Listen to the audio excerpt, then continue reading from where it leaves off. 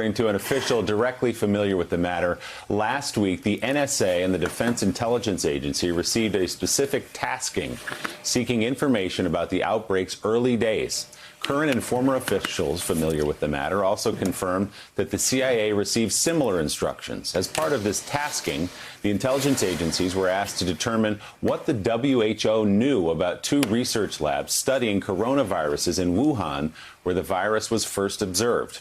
The move comes as the White House, Secretary of State Mike Pompeo, and President Trump's political allies focus their attention on China's inability to contain the virus shortly after it emerged, and they are not alone. Lots of questions about China's behavior here. Joining us now from Beijing, NBC News foreign correspondent Janice Mackey-Frayer, who recently sat down for an exclusive interview with China's vice foreign minister. Janice, good morning. What did you find out? Well, there are a lot of questions, Willie, about what China knew, when it knew it, and allegations that it has withheld information, delayed releasing information, even suppressing whistleblowers.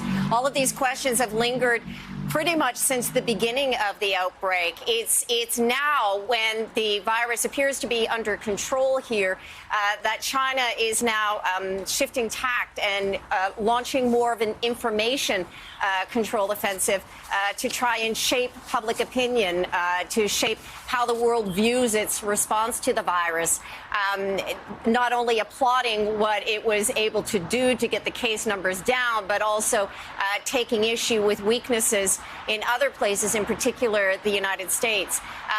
They have come out swinging. It's quite an aggressive and an assertive strategy on the part of foreign affairs officials. We sat down with the executive vice foreign minister, Le Yuchong. He's seen as a rising star within China's government here, to put some of these issues to him, mainly whether how China views calls for compensation, for accountability, and for an independent investigation. Here's what he had to say.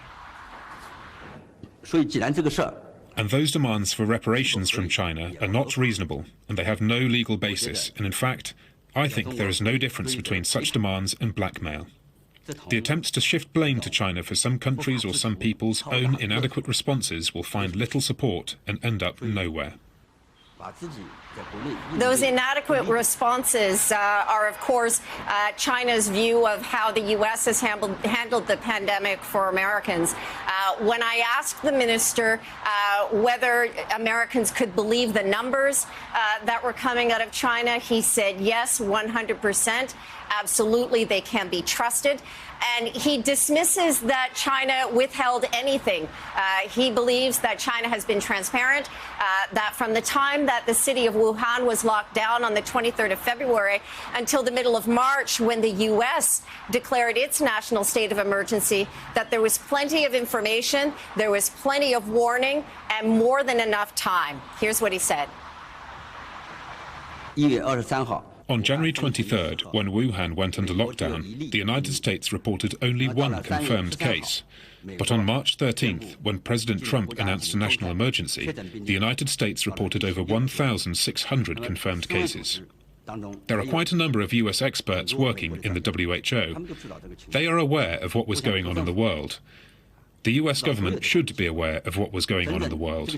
But in this 50-day interval, what was the US government doing? Where have those 50 days gone? The minister is the highest level official yet in Beijing to address the pandemic with foreign media. We spent about an hour with him discussing all of the issues, even challenging his position within the foreign ministry and the tweets and social media patterns of some of the embassies and ambassadors that have developed over the past couple of weeks, where it's less about promoting what China has done with its mask diplomacy, but taking issue with how other countries have failed, in particular the United States. There have been constant tweets saying that the U.S. has lacked transparency, that the U.S. is covering up its numbers, and that perhaps it's the U.S. that needs to investigate itself. Yeah, China obviously desperately trying to deflect blame for a virus that started and spread originally in their country. The big question, Janice, and maybe the answer is obvious here, is Why? Why did China silence whistleblowers, silence doctors, suppress information? Was it as simple as saving face for their country, or why would they not want the world to know that here comes this pandemic headed your way? Well, that is the golden question, and the one that has been hanging over China since the beginning of the outbreak. Why did they ignore whistleblowers? Not just ignore, but suppress whistleblowers, publicly condemn them, write them up for police reports. So the official timeline that China has since published omits any mention of whistleblower information, even though weeks later whistleblowers were being hailed here as heroes. It shows how there has been a pattern of China trying to control the information as much as it's been trying to control the epidemic here. Now that the case numbers have begun to dwindle and the economy is showing signs of reopening here, China is now focusing its energy on trying to control the narrative and the global discussion to try and shape how it is that the world sees China so that it can be held up as a model for how it reacted and responded to the pandemic, that the draconian measures that were being criticized before now something that is being copied by governments around the world.